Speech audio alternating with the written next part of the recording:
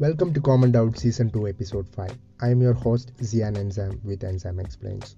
I have always wondered, why can't we remember the events that happened during our birth or in between our first year old, between a year, right? The inability to remember early childhood events before the age of 3 or 4, including birth, is called childhood or infantile amnesia. Sigmund Freud, an early psychologist, first coined the term infantile amnesia, now more broadly referred to as childhood amnesia, as early as 1899 to explain his adult patients' scarcity of childhood memories. Freud claimed that humans create screen memories of revised versions of events to protect the conscious ego. Now, more than a century later, researchers have yet to pin down a precise explanation for why childhood amnesia occurs. So how do we form memories? To form memories, humans must create synapses or connection between brain cells that encode sensory information from an event into our memory. From there, our brains organize that information into categories and link it to other similar data, which is called consolidation. In order for that memory to last, we must periodically retrieve these memories and retrace those initial synapses, reinforcing those connections. This memory encoding could relate to a baby's development of the prefrontal cortex at the forehead. This area, which is active during the encoding and retrieval of explicit memories, is not fully functional at birth. However, by 24 months, the number of synapses in the prefrontal cortex has reached adult levels. Also, the size of hippocampus at the base of the brain steadily grows until your second or third year.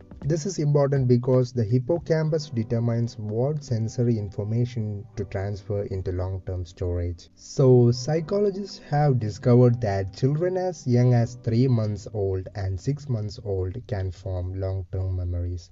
The difference comes in which memories stick around. For instance, it appears that babies are born with more intact implicit or unconscious memories. At the same time, the explicit or episodic memory that records specific events does not carry information over that 3-year gap, explaining why people do not remember their births. Thank you for listening. I'll come back with a new